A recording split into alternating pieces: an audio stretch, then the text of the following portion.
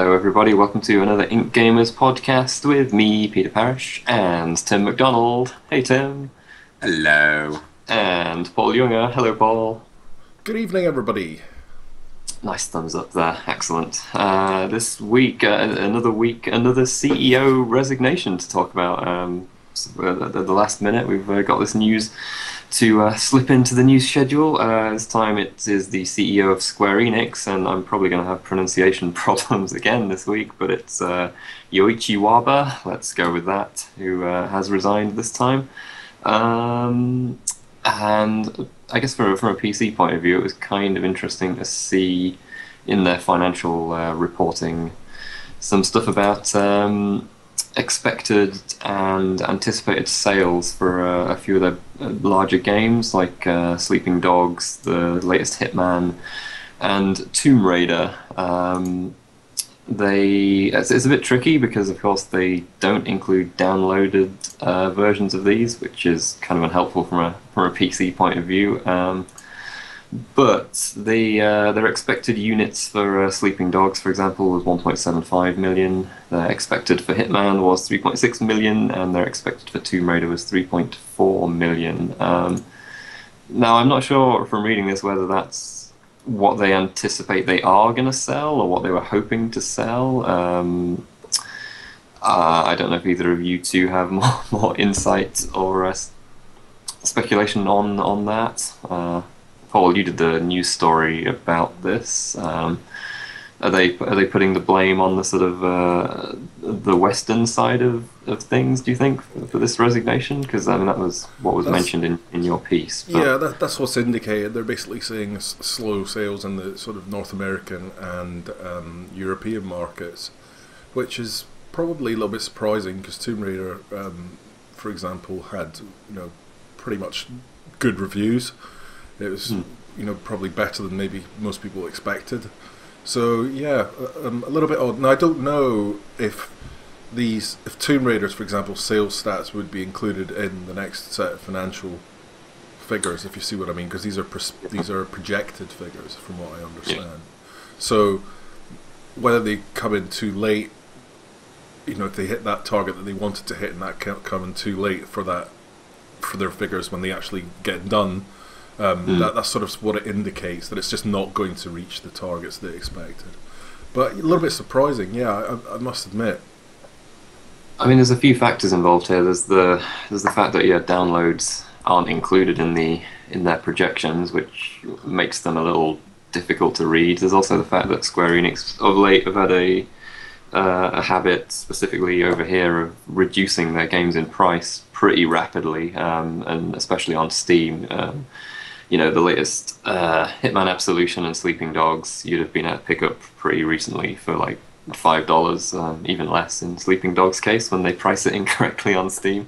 I think Tomb Raider is already cheaper, certainly, than it was, and that's only been out a couple of weeks. So I guess there's that to factor in as well. In their financial, or in their statement about the resignation, he did state that they paid out quite a lot of money in price protection to retailers, which I think is when retailers have excess stock and they have to slash the price on it.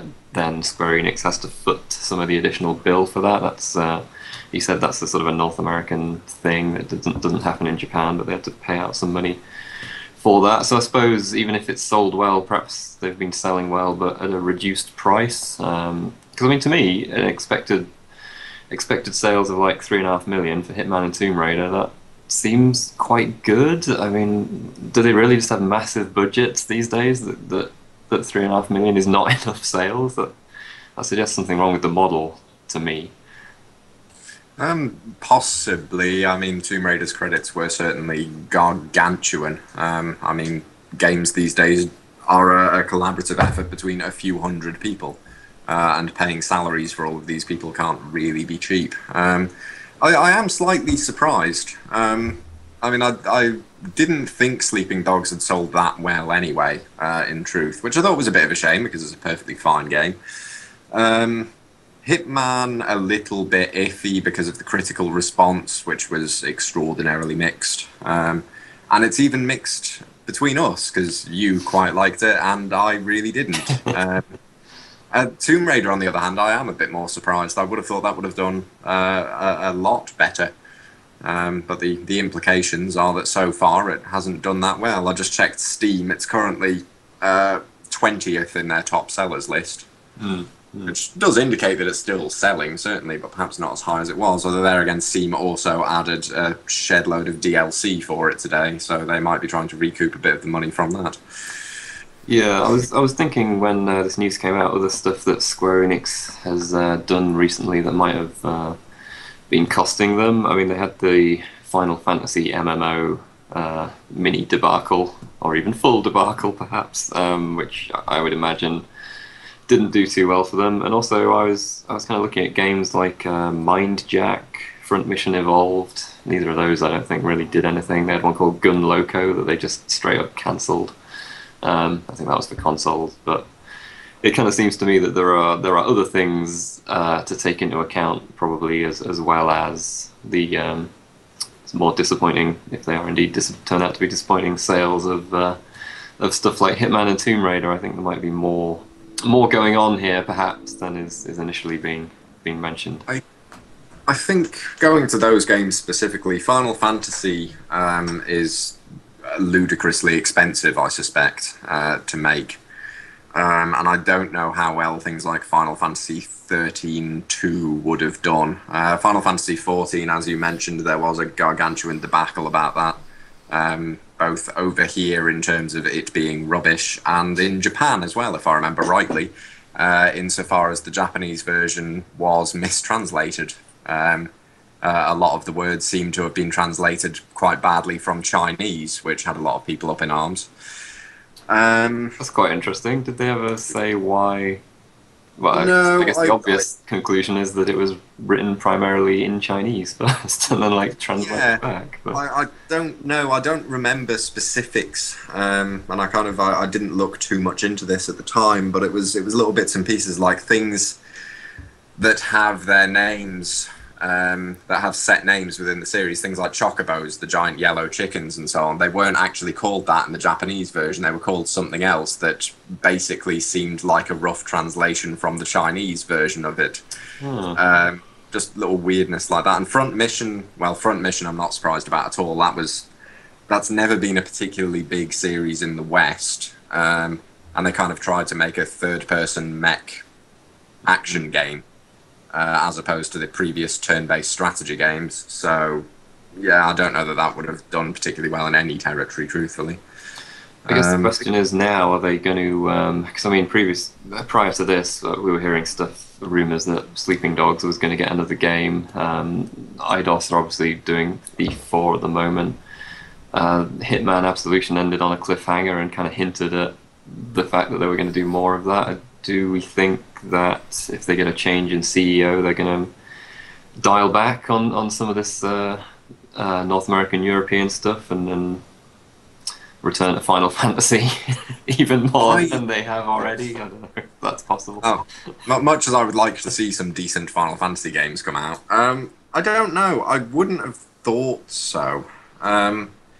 I mean, it's possible, but after they bought IDOS and they kind of pushed into the West a bit more, they did do reasonably well with a few titles over here.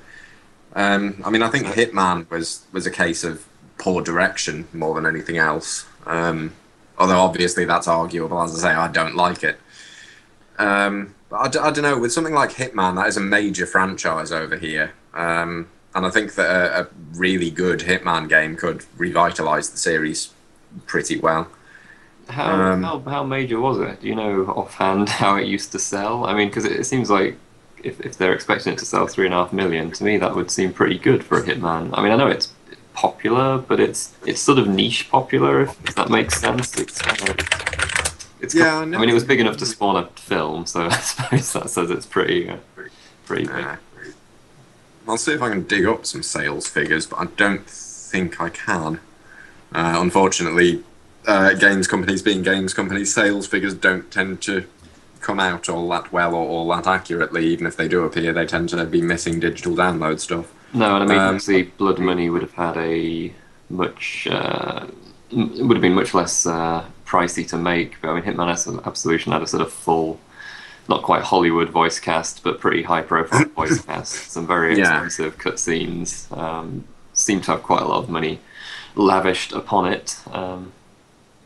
So yes, it seems like they went all out with it, and then maybe needed to sell multiple millions for it to recoup that. Paul, are you excited for more Final Fantasy games? Oh god, I couldn't think of anything more horrendous. I'm not a big Final Fantasy fan. I don't see the appeal. Tim's laughing. Shut up, Tim. So you'd prefer Square Enix to carry on with sort of working with IDOS and doing more Western-focused stuff, I would assume. Well, from my point of view, yeah. But whether it's the right thing for them is a different kettle of fish. If the Japanese market is where they can make their bucks, then so be it. They should go back to it. But Final Fantasy, not for me. I mean, I'd like IDOS to. I've been quite impressed with what they've done of late, so I'd like to see them keep going. Certainly, hopefully they will. Well, I also want to see Thief 4 come out, even though it may turn out to be a bit dicey. I don't know. It's a bit early to say. I'm not thrilled with how Garrett's looking these days. Well, Human Revolution was very good, and that's brought them a degree of I don't know. Legitimacy? That was good enough that I'm willing to give them the benefit of the doubt. Although that was another interesting one, because if I remember rightly, the price of Human Revolution actually dropped quite quickly as well, despite the fact that I'm pretty certain that's sold well. Yeah.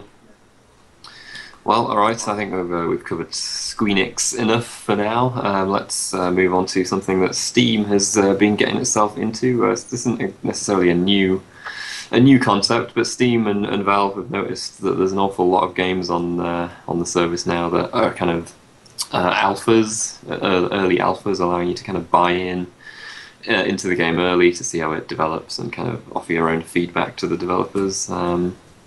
So they've grouped those all together under an early access banner, which now kind of puts a bit of a disclaimer, I guess you could say, on the games in question, saying this is currently in development, you are buying into an alpha, blah blah blah, don't be surprised if things don't work properly. My first thought was that this might be a bit of a response to stuff like the War Z, where War Z, yes, where they got a little bit burned on their reputation got a bit burned by allowing War Z on there, which basically just straight up lied about its features and what state it was in. So it kind of feels like they're maybe addressing that to a degree with this. Yeah, I mean, War Z catastrophe. Oh, I saw what you did there, Tim. Yeah, that was awful. Sorry. Beautiful. They also had, I think, Wizardry Online got pulled at one stage as well, because it kind of wasn't really working properly. I think that's back now, but that got pulled. I think they've had possible other incidents. So yeah, this isn't new, but it is something we're seeing progressively more of, and specifically with PC gaming, people offering paid alpha access. Obviously Minecraft popularized it. Before that even there was Mountain Blade, which is one that I bought into early. That was the sort of Tale Worlds mounted open world RPG game that did pretty well with that model. And now there's a whole load doing it. There's Arma 3. Paul, you're in Dirty Bombs, I believe. So yeah, it's just something we're seeing more of, and it has its upsides and its downsides. The obvious downside being War Z, and the upside being stuff like Arma 3, which we've all played and enjoyed. The thing is, this isn't anything new on Steam, even.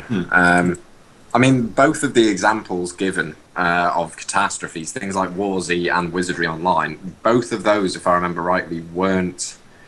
they said on the Steam page, essentially, that they were full versions, while everything else, things like Arma, Don't Starve, they basically said the game isn't out yet. So I don't know if this is anything to do with that, because this isn't anything new. I mean, I bought into 1, 2, 3 Kick It, Drop That Beat Like an Ugly Baby, I think 2 years ago on Steam. So I mean, the early access isn't exactly new. I mean, Don't Starve, that's been available for months in terms of kind of the beta early access version. No, I don't know whether this is more of an indication that PC gaming is moving in this direction and Steam are kind of trying to legitimise it a bit more. I'm not quite sure. I don't think it's that big or that important, though, that they've kind of set up this banner heading to put all these games in there, though. No, I think it's more of a labelling thing. I think they just want to collect them all under one group. It's effectively just basically been put in place so people who are sitting around at home with buckets of cash sitting next to them on the sofa can click a button and go, oh, I'll put money in that, put money in that, money in that, money in that. It just makes it easier for everyone. They kind of know that if you want to back something and it looks reasonably good, then you can get to stuff easier. I don't think it's a bad idea at all, actually. You wrote an article about this poll Did recently. Yeah, you did. That mentioned sort of in relation to Dirty Bomb. You were kind of saying how far is it going to go in terms of like player input into these games, and can it get to the stage where a game is actually going to be ruined by listening too much to its fan base? Going from years of experience and reading forums and watching comments from gamers about games that are still currently being made, a lot of them you're just head in hands going, oh really? So yeah, I mean, how much attention they actually pay to the feedback is, you don't really know. Probably like 90% of it, they just have a good laugh about it in the office and go, oh, yeah, you're right, we're really going to add that, yeah. On the other hand, combined bowler hats with shotguns or something like that, something ridiculous. That's a good idea. On the other hand, when you've been working on a game and seeing nothing but that game for a couple of years, it's probably very, very easy to kind of develop tunnel vision towards it, and having people outside of the development team actually looking at it, commenting on it, a large audience, you can start seeing if there are any really big problems. So, I mean, it certainly has its uses in that sense, but user-driven, not so much. Don't get me wrong, I do think it's a good idea, and I do think there's a lot of value in it that can make the games better by the time they come out. But, God, man, some of the suggestions. I've been watching Obsidian's Kickstarter Project Eternity, which is a little bit different, but yeah, some of the, like, occasionally when they reveal stuff like, oh, we might have a few a gun, like firearm type weapons in the game, and like a bunch of people just freak out and go like, no, I'm gonna like withdraw my money if there's any firearms, and and they have to come out and say, look, they're very old style powder weapons. Yeah. They're powerful but have one use kind of thing. Then you got to reload. It's going to be fine, everyone. We're not having like assault rifles in this. It's cool, everyone. Do you think that there is any development team that started up on Kickstarter and is now just really wishing they'd gone a traditional publishing route? Maybe. Publishers are easier to deal with than the general public. What someone should do is just have like a basic concept for a game and say, okay, right, the game's going to be set on a spaceship. Some basic character art, and put it up on Kickstarter and say, right, we want everyone to design the game from scratch. Just tell us what to do. Well, what sort of a disaster would you have on your hands? It'd be hilarious to actually do it, though. And that's not because that's not like just because it's general public opinion, which sometimes can be very good, as we've said. It's just because once you have like, I don't know, 10,000 people offering their ideas, then you have some pretty big problems. You do need that design direction. I mean, Arma 3 has obviously taken some feedback on board. They updated their alpha yesterday and had a few changes to some of the missions, like I think the scuba mission, the sort of the alarms don't go off quite as readily, so you can kind of sneak into the base a bit more easily. So people have obviously said, look, it is actually kind of tough to do this part of the mission. You might want to address this, and that's useful because that's like you were saying, Tim. The Arma devs have probably played that mission 50 times over and can do it with their hands tied behind their back practically. But when you let the general public go loose on it, it emerges it's actually quite hard still. I think you should get involved in this armor testing, Peter, with the clothes changing incident and possibly driving the vehicles. War crimes. My war crime. Let's not discuss my war crime. I noticed they didn't mention anything about a clothing bug in the in the update. So I don't know. Maybe that was just me being shit. I'm not sure, or they haven't addressed it yet. I think that should actually be your new nickname. We should now introduce, or you should introduce the podcast as Peter War Crimes Parish.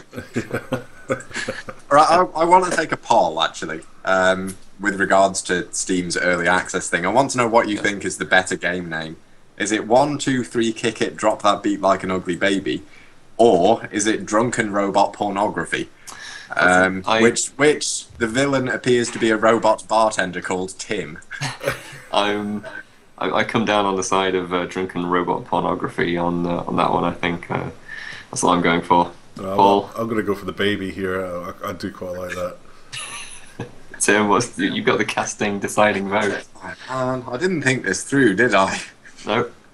We need audience feedback on this one. We need comments. All right, yeah, leave your comments as usual. Which do you prefer, drunken robot pornography or what's the other one called? 1, 2, 3. 1, 2, 3, kick it, drop that beat like an ugly baby. Drop that beat like an ugly baby. Yes. Brilliant. Great names. Great names. All right, so it was PAX East over the weekend, and a few PC relevant things emerged from that convention. Obviously, Blizzard were teasing big things. Well, not necessarily big things. They were teasing something, let's be fair. They weren't necessarily saying it was going to be big. And anyone who did think it was going to be big was probably a bit disappointed because, well, Paul, do you want to say what they revealed? Drum roll. Do you know what? Everyone probably thought it was going to be big, but there was like Facebook messages going up saying, "Oh, we're going to announce something new. It's not the MMO. It's not the expansion for anything. It's something completely brand new." And so everyone was like, "Oh!" And if you look at pictures of the press room, you can just imagine. You know, I just hear the groans when they announced Hearthstone. But yeah, no. It is going to do well, probably, and it is going to appeal to a certain audience. But yeah, I could just hear the groans. It's a free-to-play digital card game, isn't it? Yep. Based on the Warcraft universe. I don't know, quite a few. I don't know. Perhaps they want some of that sweet Magic the Gathering digital card game revenue, or. Actually, well, of course they do. Well, they've already got an actual card game, haven't they? Already, a physical one. Yeah. I've just remembered on the official Hearthstone page there is actually a set of frequently asked questions. Number 1 is what is Hearthstone, which is fair enough.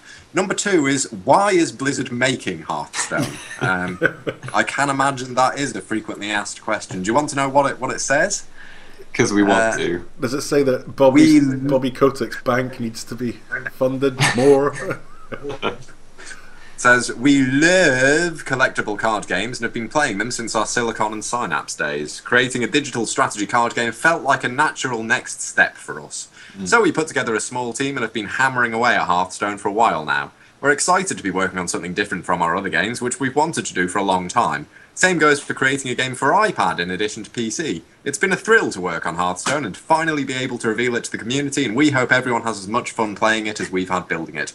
Did you notice they didn't actually answer the question with anything other than because we want to? I can imagine though that they are sick of making new World of Warcraft stuff. I do have sympathy for the designers. So please let us make something different, please. Don't feel and yet this is Warcraft related.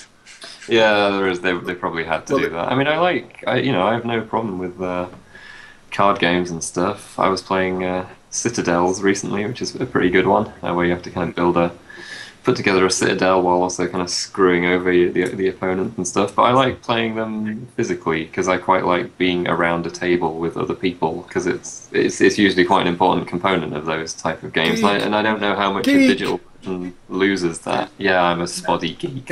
Yeah, where you're calling him a geek on a gaming podcast. Yeah, I know. I tell you what though, my limits stop at card games. That's just my limit. I have no interest in them whatsoever at all. Top trumps, really top trumps, yeah. Top trumps. That's not even I'm not qualifying that with an answer. I like card games. I like tabletop games in general. And I used to play one or two of them online using various fudged methods with people. But yeah, there is just something about sitting around the table with other people. Although there again, I suppose things like Magic's Jewels of the Planeswalker, Jewels of the Planeswalkers, whatever the hell it's called. Yeah. That's done fairly well as a digital-only card game, as well as their Magic the Gathering online. Obviously, you can get everyone on voice chat still and have a similar experience. It's just not quite as nice as going to like a pub or a bar or something and like having a drink while you're playing. Or just sitting in someone's dining room, sat around the table with a couple of beers or something. Yeah, getting stoned. It's not quite the same. Calling us nerds again, Paul. Yeah, sorry. Just in the background. But you can, but the thing is, right? There's no, because Blizzard are behind it. It's probably going to do phenomenally well. I mean, it'll be a very polished product, and they'll do a really good job on it, I'm sure. But additional revenue stream, why not? No, it makes sense.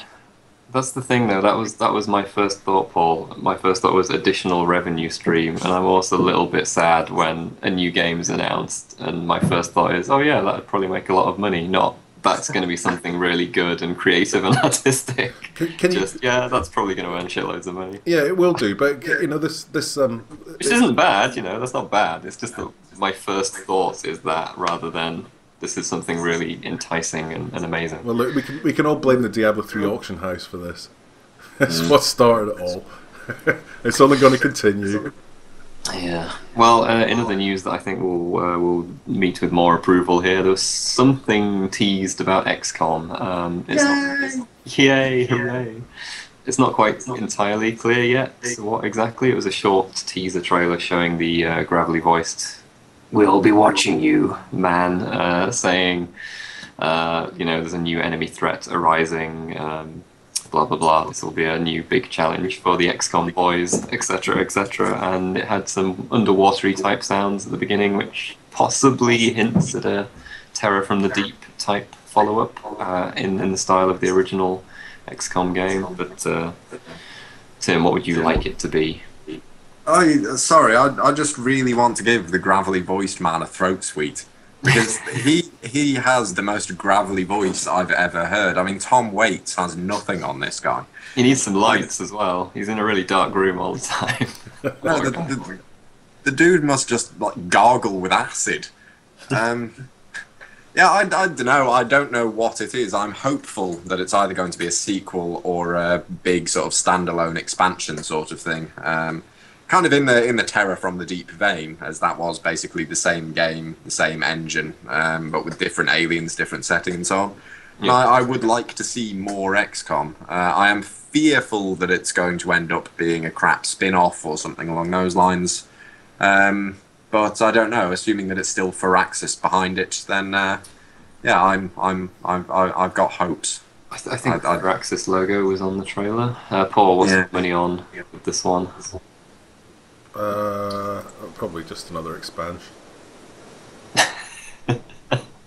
All right. Keeping your expectations low. Yeah, that's it. Nothing more to say on that one. How about Marvel Heroes getting a release date? That was something else that came out of... Yeah, actually, that's actually a little earlier than I expected. June. I kind of was expecting around maybe September time. I mean, they have been opening up the beta sessions now for longer spells, 8-hour spells instead of 4-hour spells. So obviously they're getting to the stage where it's starting to work for them. No open beta yet, but I actually really didn't expect that so soon. I kind of would have put money on September, but that's probably the first time I've ever got a release date wrong. But there you go. Yeah, if they're going to have an open beta, they're going to squeeze in quite a short one, aren't they? Because if it's coming out early June, it's already the end of March. It's basically April and May. It'll just be a massive influx just to flood the servers, and so they don't get the Diablo Error 37 issues. But yeah, I don't know. I haven't actually been in it for a while. I should actually go back into it this week and have a wee look and see how it's going. I basically, last time I went in was when they added was it Spider-Man, which was quite cool. Very good. I did originally have SimCity patch chat on our news agenda, but then Paul, you said that Ellie is predominantly the SimCity player. Make Comment it on stop. Make it stop. Seriously. Choice between playing Bioshock Infinite or SimCity. Literally within 20 minutes of Bioshock Infinite, it was like, can I put SimCity on now? It's like, no, just get engrossed in the story. Just get, but my oil, I'm putting my oil things up and it's all going wrong. And there you go.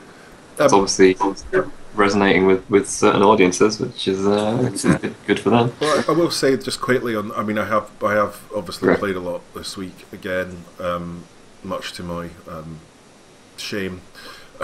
But I am actually really enjoying it. And you don't have to be ashamed of enjoying a game, Paul. It's because I'm supposed to be doing other things. Right. It's not because I'm supposed to be. Just okay, you can be ashamed of that. But the 1.8 patch, actually it is an improvement on the traffic. It is definitely, your cities are flowing a lot better. So it seems that a lot of the problems that people were having are slowly but surely finally getting ironed out. So they're staying true to the word and saying they're working 24/7 and getting to get this thing patched up. And so far, where I enjoyed it before, I'm enjoying it even more now. So good move on the 1.8. I think there are still a few issues with it. In fact, we've got an interview coming back in specifically on game mechanics for SimCity, which hopefully will be in sometime this week. But that asks a few questions, because there's a couple of things I want to know. Like, for example, why the hell do emergency vehicles stop at traffic lights? Okay, it's just simple. That doesn't happen in the real world. Get it right, Max. Just sort it out. So there's a few questions, fun questions and stuff we've asked them, specifically about game mechanics, not about DRM or any of that, because that's all done and dusted in the past, and everybody seems to have moved on like a happy family. So watch out for that. That'll be coming soon. I'll never move on. I'm filing it away as another journalistic grudge.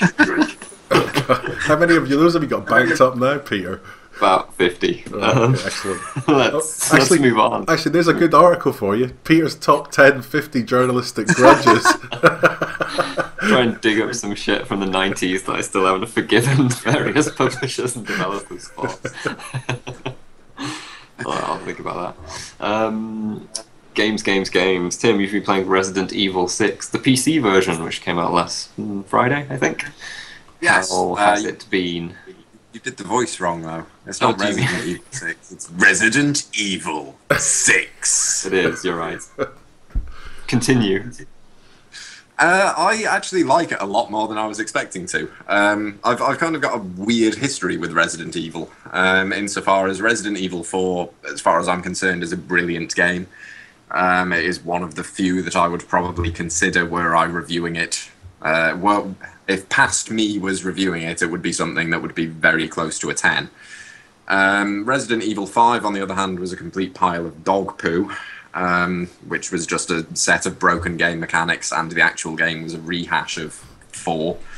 And then there was 6, and I played the demo of 6 when it came out on the consoles, and I hated it so much I didn't even bother finishing it. And then, we got review code of Resi 6 on the PC in last week, and so far I've sunk, I think, 35 hours into it, and I've thoroughly enjoyed it. Well, people can't say we don't bloody review the stuff. Sorry? People can't say we don't bloody review the stuff properly. Absolutely. It's a weird one. It kind of feels to me a bit like a B-movie game, if that makes any sense. It's sort of a guilty pleasure. It's got a fair few flaws and a fair few mechanics that don't quite work as they should. I mean, the inventory system in particular is dreadful. And the game really does a terrible job of teaching you how to play. It gives you entirely the wrong idea about what you should be doing. But if you can kind of get around all of this, it's just a really fun game with a decent combat system. It's quite different to Resident Evil Past. It's evoking a lot of its own history. Leon's first chapter is very Resident Evil 2. It mirrors the opening of that game quite a lot. Jake and Sherry's has overtones of Resident Evil 3 because they're being chased by a huge unstoppable monster for most of it. And it sort of evokes the past. There are 4 different campaigns in the game, each with their own heroes, essentially. You can play them in any order, whatever order you like, which is a bit of a weird decision considering that originally the final campaign only unlocked after you beat the other three because it kind of answers all the questions raised. But no, you can play that from the start here if you really want to spoil the entire story for yourself. Yeah, it's kind of a weird one. Like I say, there's a lot about it that doesn't quite work, but I can't say I didn't really enjoy it, even though it does go completely over the top regularly. I mean, I wasn't expecting a Resident Evil game to have car chases through the streets of China and shooting down helicopters and flying a VTOL aircraft. That's what you'd expect from Modern Warfare, really. But it's here, and it's actually quite good, particularly because the PC version is a full 20 quid cheaper than the console version, and comes with all of the DLC Mercenaries maps as well, which is quite good. It's quite a nice port as well, isn't it, Tim? There's sort of 60 frames per second and FOV sliders and... Yeah, I've been impressed with Capcom's ports recently, actually. Considering that they're primarily a console developer, that surprised me a little bit, but DMC Devil May Cry had a pretty good port, and this one's better. Yeah, as you said, 60 frames a second. There are, I think, 3 different FOV sliders, or 2. One for standard, one for when you're zoomed in and aiming over the shoulder. You can also kind of adjust how far to the side the camera goes when you're doing that. It's got a lot of little settings you can tweak to get it sorted just to your liking. It's very PC focused. It doesn't look amazing. The textures are still console quality. There are some rough edges there, but for the most part, it looks alright. It runs really quickly. It even runs quite well on this computer, which is saying something these days, I think. But yeah, it's a really quality port. I've got very few complaints about that. And the mouse and keyboard controls, for the most part, work pretty well too. Alright, excellent. So we're going to be having a review of that up later this week. And also, Tim and I are going to do some co-op as well, which we'll probably record some of as well to show you a bit of how that goes. Paul, what have you played this week? I don't actually know. No, yeah, I have been playing that, and I was supposed to... What was that, Tim? Other than SimCity, though, Other than SimCity. We've talked about last month. City Sim.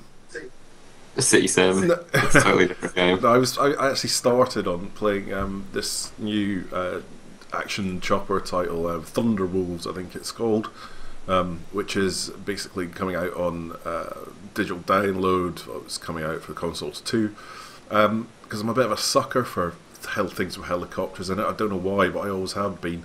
And it's basically an arcade sort of over-the-top shoot 'em up in choppers. And it's quite nice. It's very, I would say it's very console-y, I would say.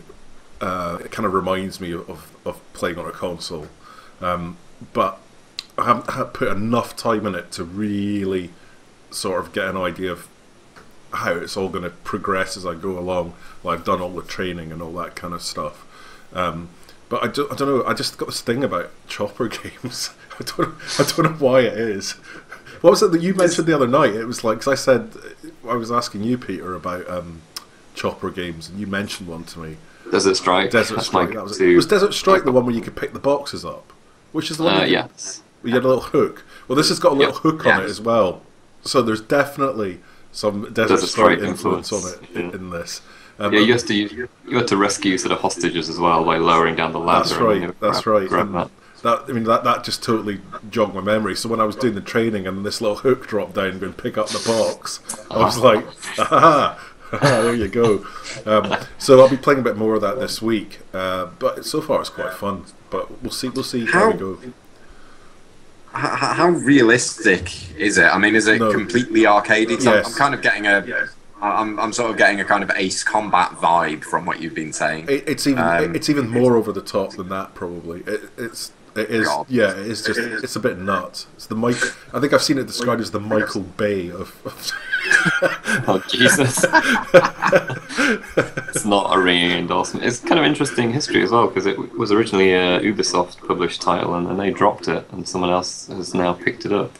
I don't know any of the reasoning behind why Ubisoft dropped it or why someone else picked it up, but there you go. There's a little factoid for you there. So I guess I should talk about what I've been playing. Go on then. Yeah, go on then. Well, kind of a mix of things, really. We have had Bioshock Infinite in finally. I haven't quite managed to finish downloading it yet, though, so I haven't started that, but I will be talking about that next week, inevitably. But this week, obviously the Sniper Ghost Warrior 2 review went up this week. So, yeah, you remember last week when I was saying I was hoping that it was going to open up and I was hopefully going to get a bit more freedom in what I was doing with the sniping. Yeah, that didn't happen at all. In fact, it got worse. So, didn't really have a great time with that one, unfortunately. It had potential, you know, because it has all these set pieces where, your spotter goes, oh, why don't you shoot the grenade on that guy's belt so you'll take out like 3 people at once? Why don't you go and shoot those lights so that guy will go over there and be distracted? And I was thinking, oh, great, okay, so later on I'll be going, oh, there's a grenade there, I should maybe think about shooting that. Oh, but that'll make a noise and attract these people, so maybe I should... But no, none of that happened. It was just like, oh, you should shoot this person now. Now shoot this person. Now shoot... None of that emerged, and it was a lot of following an NPC man through some terrain, hiding when he told me to, not hiding when he told me not to. Quite tedious and disappointing, really. Actually, I've got a question, because this is something that came up today, just in the first bits of Bioshock Infinite. Why do developers treat gamers like fucking idiots? I think because most of us are. I think because some of them are, yeah. I think that you've nailed it, Tim. No, but we've all... It's like at the beginning of Bioshock... No spoilers, by the way, because people are probably playing this. But it's like at the beginning of Bioshock Infinite, it's like, everything has got some sort of pop-up context thing that you walk up to. Why not just let people discover shit? Instead of saying, oh, check the crate, or open this, or push that. Can't you turn that off in the options, though? Oh, well, then I'll STF you, then. I mean, I don't know. I just... I know that in the first Bioshock, if I remember rightly, you could turn off things like item glimmer, much like with Thief Deadly Shadows. I think there's a lot of research into this about like the early moments of games and how quickly people will... In the mainstream, people who are not used to playing a lot of games regularly like we are, if they come to a confusing mechanic or they get a bit baffled, then they'll just kind of give up. I mean... But wait, that doesn't work, because anyone who buys Bioshock Infinite will have played a game like Bioshock Infinite, surely. Well, not necessarily. I mean, do you remember that they did that whole thing, the whole furore that erupted about the advertising because it turned out they were going to frat houses? Yeah. That's people there whether they'd played Bioshock, and all the frat boys were saying, no, never heard of it. Well, they might not have played Bioshock, but they'd have played something similar, whether it was like Half-Life or Half-Life 2 or... They've played COD, obviously, some sort of shooter. I think they're fairly different, though, to something like Bioshock. Yeah, I don't know. I mean, there is... You need to... It's very difficult. You need to get people into how to play the game. You have to assume that some people playing the game have never played a game before, ever, and don't know what they're doing. And because if you don't cater to them at all, then they're kind of fucked, aren't they? Because there was something... There was something mentioned recently insofar as it's much more difficult to actually get people to sit down and play a game for longer periods now. If they get to something that's tricky or that they don't understand, they're much more likely to give up now than they were 10 years ago. Yeah, but because there is so much more... Because there's so much more entertainment competing now. You're constantly checking your phone when watching TV and things like that. No, you're not. You're not, Tim. You're not at the pub with your mates checking your phone. And if you are at the pub with your mates checking the phone, Christ, you should be shot. Seriously. What does the pub have to do with anything? It just does. It's just a typical example of why people can't keep their fucking hands off screens for 2 minutes and actually socialise with real people. It would infuriate me as someone who if I'd made a TV show, if I thought people were just like half-heartedly watching it, I'm thinking, well, what's the point of me putting in all this? That does happen though. I mean, it's shit like it does. Yeah. That's why with a lot of TV shows you've now got hashtags in the corner so that people can tweet about it and discuss it while the show's going on, just to keep them involved in the show while they're still fiddling with their phones. Yeah. It's weird, and I don't like it, but it's true. It's what happens. As a race, as the human race is de-evolving, I'm absolutely sure of it. I'm absolutely positive of that. We're catering to the old bitter fart crowd here with this conversation, aren't we? I mean, yeah. Look, it is annoying in games for someone who's very familiar with them to have the like use the stick or use the mouse to look around. It's like, yeah, thanks. No, shit. If it was like use the UFO and the picture frame and donut, then I can understand because it's not logical. Use the roller skate on the UFO. Or in Resident Evil 6, where there's a really convoluted way of mixing herbs together to make healing items. But there's a quick way of doing that it doesn't tell you about during the game. I only discovered this button exists after 30 hours of play, when I finally went through the keyboard bindings and discovered auto mix best herbs. It's like, that would have been useful to know in the tutorial. So, I mean, it's kind of like, although we're complaining about this stuff, we kind of want to know some of it, that there is a balance to be struck somewhere, I think. But it's very difficult. I feel for the developers because they're catering from someone who's barely played games to people who've been playing since Doom. And I guess you have like an optional tutorial is one way of doing it. But see, the thing is, if the optional tutorial is kind of done in universe, I will inevitably play it anyway, because otherwise I feel like I'm missing background. That said, I don't mind it too much when the tutorials are things like if there is a reason in game for them, like if you're piloting a mech or something like that, and it says, okay, we need to check the servos, just look up, push the joystick up now. Okay, right, that's fine. Now, if you turn to the left. I can deal with that because that's thematic and it makes sense. Although I do have more of a problem when it's just random pop-up bullshit appearing on screen. I quite liked the one in Dishonored where it taught you how to it taught you the stealth stuff by giving you an optional game of hide and seek. Yeah, so that was pretty good. That was quite nicely done, I thought, and it was optional too. So if you're like, I know how to hide games like this, it's fine.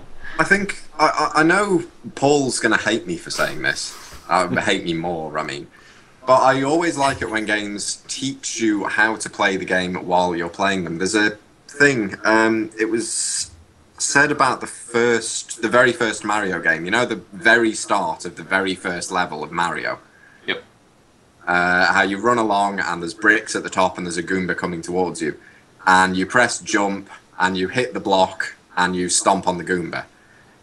That was apparently redesigned a few hundred times just to basically get across all game elements immediately. It's basically, okay, you jump and you hit the block, and sometimes there are mushrooms hiding in blocks or pickups, and you jump on enemies to kill them, and it basically forces you to learn everything within your very first button press, essentially. But the older games did that. Older games taught you while you played, but not by putting pop-ups up saying jump here. Yeah, it was so more of that and less of the pop-up text is essentially what we're... Oh Christ, we've turned this into freaking retro corner. Hey. Now we've turned it into a discussion about games, game design. Good. Yeah, we are. We're getting on for time, and anyway, okay. I've said what I need to about Sniper Ghost Warrior. Quite honestly. Oh, actually, just before while we're on the subject of Sniper Ghost Warrior, have you got anything to say to Sniper Man in the comments? Sniper Man, yeah, who says I can't give a game 4 out of 10 because it's not fundamentally broken. That's not really what our reviewing scale is all about. I mean, a game can not have any bugs in and not have any problems and still be a bit rubbish. Also, it does have some bugs in it because there were a bunch of textures that the skybox kept breaking for me occasionally. So it did have some of those problems as well, but that wasn't massively relevant. It's the fact that it was a very boring and tedious game that led to me giving it a 4 out of 10. Although if you are, as his name suggests, a massive fan of niche sniper games, I guess you've got to take what you can get, because there's that and Sniper V2 Elite, and that's about it. You might well get something out of it, but there we go. For a general audience, not really my thing at all. What else is there to say? Go to Facebook/IncGamers and give us a like. We had a bit of a spate of likes recently. We've got about 8 more, so keep it up, guys. Keep it up. And also Twitter as well, having just slated people using their phones and using hashtags. We're now going to encourage people to go there, but don't go there if you're in the pub or watching a TV program currently. That would be my advice. Otherwise, we'll be upset at you. And I think, what have we got coming up? We've mentioned a few things. The SimCity interview. We've got an Age of Wonders 3 interview. We should have a Battle Worlds Kronos interview. World of Warplanes. Resident Evil 6 review. World of Warplanes interview. World of Warplanes, yes. Review as well. And we've also got Bioshock Infinite review. Yeah. Bioshock Infinite review when I get through that. Yeah. Resi review. And Resi video as well with a bit of luck. Yeah, it's quite a lot. There you go. Thunderbolts preview. Yeah. Lots going on. Loads. And of course another podcast next week. Oh, just can I just give my VR article a pimp as well, seeing as you don't forgot that. There's an article I put up today looking at VR, and obviously all the stuff that's going around about the Oculus Rift right now, it's hot topic, but it's kind of basically history repeating itself. We're going through this cycle again of VR and PC gaming, and I think people seem to have maybe forgotten what has gone before in the 90s and early 2000s. And also the fact that VR in itself is a dangerous beast if you get a bit motion sick. And that is coming from someone who has spent a lot of time in a VR headset over a period of 5 years. It is a real problem, and it's an issue that seems to be being skirted over and glossed over. So do read it. It's on the site at the moment. VR's it's very much like 3D in that it's something that keeps appearing every 10 years. It's like fucking Dracula. Honestly, it's all. You think it's dead and then it comes back. It's very cool for 15 minutes, and then you'll want to do it again. You'll want to do it again. Once you've done it a few times, you'll think, what's the point? Where's my monitor? Peter, did I hear your cat a minute ago? Yeah, my cats are waking up, so this is a good time to wrap up the podcast before they start chasing one another and making noises. More noises, that is. Yeah, we'll be back next week with another podcast, so we'll see you then. Ta-ta. Bye. Bye.